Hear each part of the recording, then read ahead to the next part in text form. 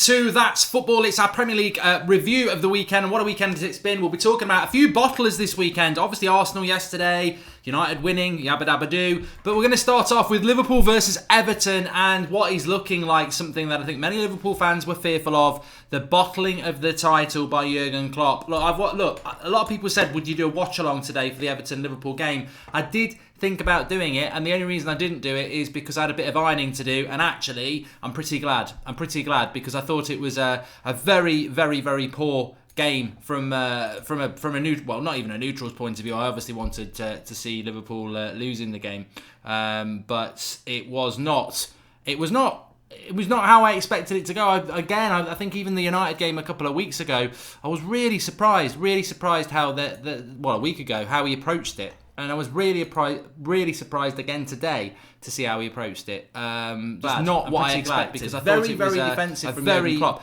Look, as a United fan, I ain't going to dick about. It's great. I don't want Liverpool to win the league. I've always been open about that. I want Man City to win the league, but that's because the rivalry with Liverpool is so big. But this show is about trying to look at things away from the United stand and look at the football that I watch and you lot watch away from it. And actually, I think part of me expected Liverpool to win this league. I've always expected Liverpool to win this league. So, I've never really jumped on the whole, they've bottled it, this, that and the other, because I'm like, I still think there's a long way to go. There's a long way to go. It's only one slip up from Man City, and I do think Man City will slip up again. But what has surprised me about Liverpool, because I haven't watched loads of Liverpool this season, but I have watched a lot of them over the last couple of weeks. Like I say, I saw them against Bayern Munich, United, and then Everton. And what surprised me is the way he's setting his midfield up. I mean, you can have a go at Salah. He missed a couple of chances. Mane was terrible. Firmino's not fit.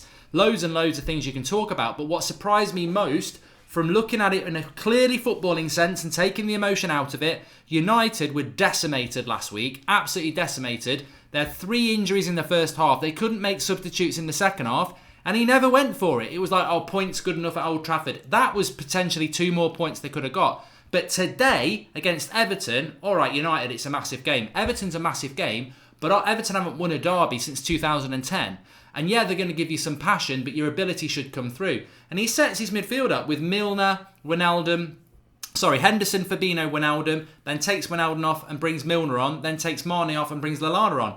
Defensive midfield setup when he can play Shaqiri, when he can play Naby Keita. So if I was a Liverpool fan, I would be a bit pissed off with Klopp saying, look, he's been brilliant for us, but why is he putting the handbrake on now? Why is he going ultra cautious? And I tell you what, Virgil van Dijk is awesome. He is the best centre-back in the league. And I don't like saying that, but if you took him out of that team today, I think Liverpool would have lost. Everton had some really good opportunities where I think Van Dijk cut them out. And it's only, he is a solid centre-back. I mean, we go on about Lindelof at United, and he is very, very good. Van Dijk is probably one of the best in the world at the moment. He's absolutely fantastic. But that was Liverpool's man of the match in a game that they need to win the title. So City now in front.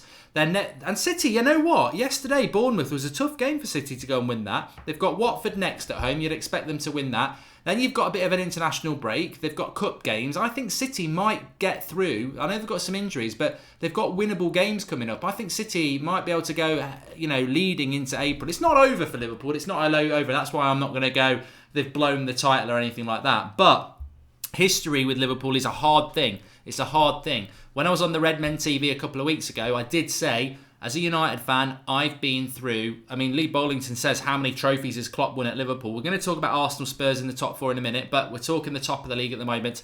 I've been through a lot of title runs as a United fan. Many United fans have. And you know, I've said this before. You go away to Wigan, they're fighting for their lives, and they're playing like Barcelona, and you've got to grind it out. That's happening in April and May.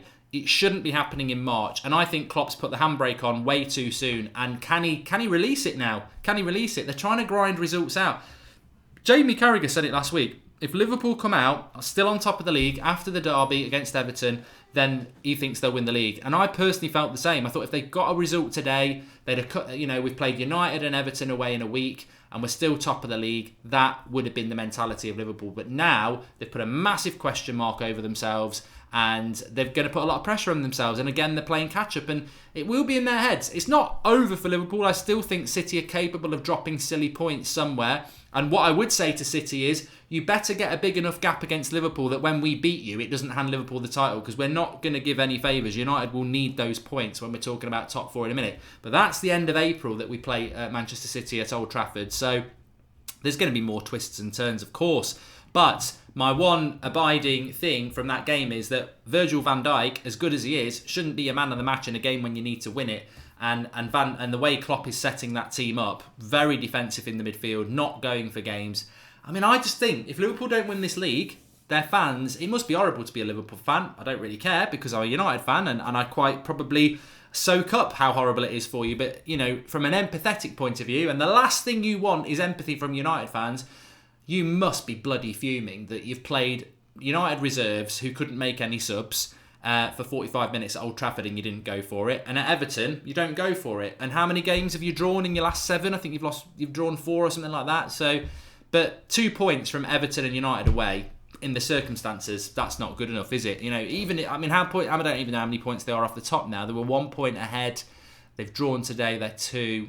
So look, you know, even if you'd lost at United and won at Everton, you'd be joint top on goal difference. You'd be about goal difference. So I think he's gone too defensive. And as that Supercut chat said, the problem with Jurgen Klopp is, if you look at his history, he did win a league title at Dortmund, but he's lost a lot of finals. He's lost a lot of games in the heat of the moment when it actually matters. And is he bottling it? Is he bottling it? I throw that question there. Red Jedi says Arsenal are Banter FC. We'll talk about them in the moment. It was 0-0 with Everton and Liverpool Manjot. And Virgil van Dijk and Matip were our best players. I'm not even joking, says Cathal. Well, it's good to have some Liverpool fans in here. We're not, obviously, if you role reverse it, there'd be a lot of Liverpool fans mocking United. That's banter. That's fine. That's football. But on That's Football, I like to sort of, I don't want to just go, Liverpool, you've lost. I mean, everyone knows I'm feeling that because I'm a Liverpool, you're not top anymore. As a United fan, of course I feel that, but That's Football is more about, we want to get people involved in the conversation. And, I watched that game. I didn't want Liverpool to win it, but coming out of it afterwards, there's a lot of people on Twitter I see saying what I was saying, that way too defensive from Klopp. And that, that's music to my ears. That's as I've said before, that's the best of Queen. That's absolutely brilliant to listen to and watch. But, I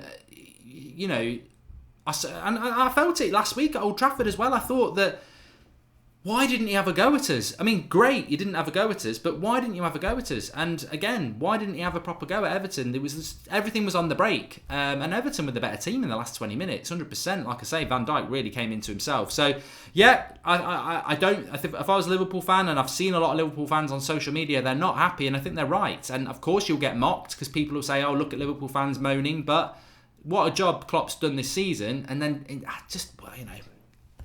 as I say, it's great as a United fan, but he seemed to be happy with the point. And he's got people like Shaqiri on the bench. He can mix. He's got Keita on the bench. He could have mixed that midfield up and gone for it. And you nearly lost the game anyway. It's only because of Van Dijk you didn't lose the game. So why didn't you go to try and score goals? Weird. But Man City will be very happy. And, it is still on. It's still going to be interesting. I've always said that I think that Man City will drop a silly result again. They have got injuries. I don't know how long Stones and De Bruyne are out, but they have got a good few weeks now, Man City. They've sort of come through their bad patch. Liverpool have come through their bad patch, but obviously they're no longer top, and I think that it is advantage Man City again. As we move further down the league, Chelsea winning today. Chelsea fans are getting excited because they have got a game in hand on Manchester United and on Arsenal, and if they win that, they go to 4th.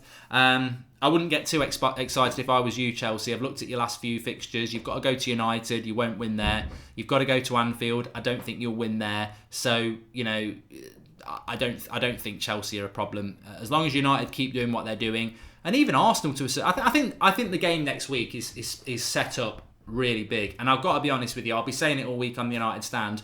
I know we laugh at Arsenal and we go, yeah, it's the Jesse Lingard Stadium, and I firmly would think we can go and win there, but I think it's going to be, I think it's going to be close, that game. And to be honest with you, I'd never say this, really. I should never say it, but I probably would take a point next week against Arsenal. As long as we come out of that game ahead of them, I think we'll finish ahead of them at the end of the season.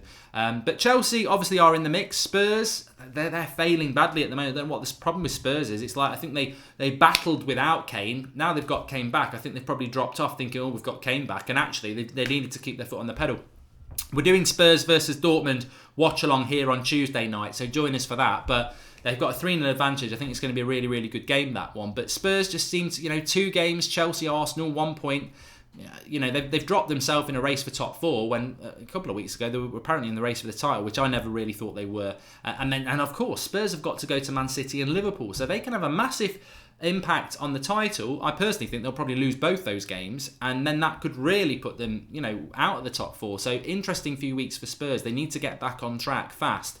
The derby yesterday, Arsenal and Spurs. I didn't watch it because I was driving up to watch the game at Old Trafford, the Southampton game, which I'll mention in a moment. But I was actually outside Hotel Football, and someone said there's a penalty at the end, and they've missed it, and we were like, we didn't know who it was, and then it was Lloris had saved it, so it was Arsenal, which made it even better because I love to banter Arsenal, and Arsenal fans always say I'm obsessed with them. I'm not obsessed with you. You're just very easy. Like when you go fishing and you need to put a maggot or a bit of cheese on your rod to catch the fish. With Arsenal fans, you just you don't need to put any bait on. You just throw it in and you pull it out, and you've got about 100,000 Arsenal fans all biting on the rod. So it was great that Aubameyang missed that penalty, you've got Arsenal fans practicing hats saying, I would have buried that penalty. Get stuffed, would have you? This is high-end football, mate. It's not down the park where you turn your cap backwards like bloody Sylvester Stallone and over the top and think you can put it in the top bins. It's a pressure environment. Aubameyang should have scored it. It was a good save by Lloris. I thought the Torreira penalty, Torreira red card, which puts him out of the United game. I did think it was a red card. I would be disappointed if it was Herrera for United because I think he'd make that sort of tackle. I don't think there was any malice in it, but in the modern game, that's a red card, and I don't know what you lot think on that. Red Jedi, I work for Corona. Does anyone know Klopp's? I need a new bottler. Klopp's number. Van Dijk to Barcelona, you heard it here, says John Carlos. I think he'll stay for a little bit longer than that. Mo Salah was poor today. He was. You know what? I'm a big fan of Salah. Just to go back to that game for a minute. But even I tweeted he had a really bad game today. And I'm glad, obviously, because I didn't want them to win today. But he's got so much more to his game. And I think he's gone into a dip at a time. Yeah, but the thing is, it's not just Salah, is it? I think, do Liverpool want to be classed as a one-man team? Because it's not just Salah, it's Mane. Firmino didn't do much when he came on. He didn't do much in the first 20 minutes he was on against United. I don't think Firmino's been that good this season, really. His build-up play's good, but has he scored loads of goals? They've been very, very, very reliant on Salah this year. But the pressure will show any team. Excuses are like assholes. Everybody has one. When Klopp makes excuses, it programs the players to have a bad mentality, says Baz One. I think there is a lot of things going through the team at the moment. Lee Ballington says, thoughts on Pogba's run-up. I hate Pogba's run-up. I absolutely hate it. I almost... Obviously, when he scores, you don't really think much of it. But I just think the run-up makes it easier for the keeper. As I've played football, you've played football. And as a keeper... I don't want a confident penalty taker. I don't want somebody who just puts the ball down, steps up and bangs it home. Pogba's is all about confidence, but it's a long run-up. And I just don't like it. But it's part of the gimmick, isn't it? I don't personally like it. But going back to the North London derby, Arsenal should have won that game. They had enough chances to win it. Dubious about whether Harry Kane was offside for the penalty or not. I mean, obviously, again, very, very happy that Arsenal didn't win that game. I fancied them to win it. I think I said it on here on Friday. I fancied them to win it, but very happy that they didn't. And the penalty end at the end was just the penalty miss at the end was fantastic. It made for a very enjoyable match of the day viewing when I got in from Manchester last night. And look, I think the race for top 4 is intriguing. I like Spurs. I can't say I want Spurs to get top 4 because that could be a spot for United, and my favouritism is always going to be with United. If I was choosing, I'd like it to be United and Spurs who get 3rd and 4th, but ultimately, if Arsenal are getting one of those spots, then I'm sorry Spurs, I want you to drop out so we can get another one. It's imperative that United get it, and I think United deserve it because Solskjaer's only been in there for half a season, and he deserves top 4 over any other manager because of what he's done in such a short space of time. It's going to be nip and tuck. I think it's going to be very, very tight for a few weeks. I don't think anybody's going to pull away from anybody because you've got Chelsea going to Liverpool, you've got Spurs going to Liverpool, you've got Arsenal, United next week. It's going to be nip and tuck for a few weeks, and I think it probably will go all the way to the end of April, which is going to make it very, very exciting. But you don't always get that in a Premier League season. So, yeah, it's a very interesting weekend. I think Arsenal fans will be gutted. Liverpool fans won't be very happy. Man City fans, there's not many of them. They'll be happy wherever they are. United fans, obviously ecstatic. It was a good win yesterday for United. I mean, I've covered it all on the United stand, but that was a draw. Southampton scored 2 worldies, and you think, bloody hell, but they still found a way to win. So massive 3 points for United again. A massive week for United as well. Six points with the injury crisis that they've got. That's pretty impressive. Chelsea winning today against Fulham. 2-1, nothing massive, but it's an important 3 points for them. I think this is a fascinating. I mean, I never mentioned the bottom of the league because, to be honest, you're at the bottom of the league for a reason. It's crap. And the only reason I'd get interested in a relegation battle is if it's the last couple of weeks of the season. You might cast your eye on it, but the reality is that the real action's at the top end of the table for once, and that's good. Nobody's running away with the league. No one's running away with top 4. We've got 6 teams going for them for various positions, and I think it's going to be very, very interesting. I think there'll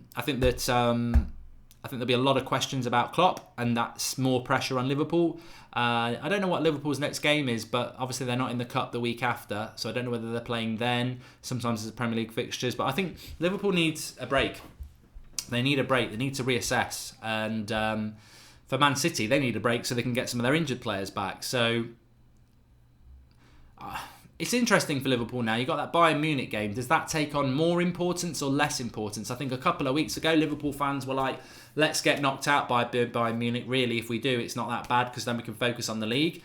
Man City are obviously going through to the next round. Do you now think getting knocked out is a good idea? So you're there to jump on any mistake Man City makes? Or are you thinking, well, actually, Champions League might be our realistic chance for a title this season? I don't know. It's going to be interesting. Liverpool need to... I think Klopp just needs to play the way that they've played to get top of the league. If I don't want him to, as a United fan, I don't want him to, but if I was a Liverpool fan, I would just be like, why are we not doing the things that got us top of the league? Why have we suddenly stopped doing that? Why when we've got a big game, do we go all defensive? A point wasn't a good result for them today. Arsenal, Spurs, United, Chelsea, interesting. We're looking at that game against Arsenal next week, aren't we now? That's going to be massive, absolutely massive. And I think Chelsea will be there poised to step into 4th probably next week, because I think if we draw, there's a good chance that Chelsea will go ahead of us on goal difference, and Arsenal will be down to 6th. So United could be 6th this time next week if Arsenal win and Chelsea win, or if United win, they'll still be 4th. Arsenal will be down to 6th, Chelsea will be 5th. Or if we draw, Chelsea will probably leapfrog us into 4th. But I said this yesterday when we won and Arsenal drew. Whenever United drop to 5th or 6th, Arsenal fans are there going, ha ha, 5th and 6th. Yesterday, we were into 4th. I didn't start going, ha ha, 5th, because I know over the next few weeks, there's lots of different fixtures where people are going to drop points, and you're going to be doing it every week. Ha ha, 5th. Ha ha, we're 4th, you're 5th. Oh, we're 5th again. Oh, we're 5th, we're 4th. It's not... It's going to keep running and running for a few weeks yet. So I'm quite relaxed about the race for top 4. It's great from a United fan's point of view to be in the race for top 4 because we were 11 points off it a couple of months ago. But a lot can happen in 2 months. We were 11 points off it 2 months ago. We could be 11 points off it in 2 months, or we could be 11 points clear in 2 months. But it's not going to solve itself in the next month, the race for top 4. And neither's the title, and that's why we love it. It's absolutely fantastic. Make sure you drop a like on the video, everyone. Please do subscribe to the channel. That's football, generic football channel here, and everybody is welcome. We are doing the watch along on Tuesday night for Spurs Dortmund. If you're going to be watching that, join us for the watch along. But I really enjoyed the show today. Actually, I haven't done one of these for a while, so if you do enjoy it, drop a like, get in the comments. And I'm on the United stand at 8 o'clock tonight. If you're a United fan, or if you just want to watch it, we'll be talking about the weekend for United. Thanks everyone for watching.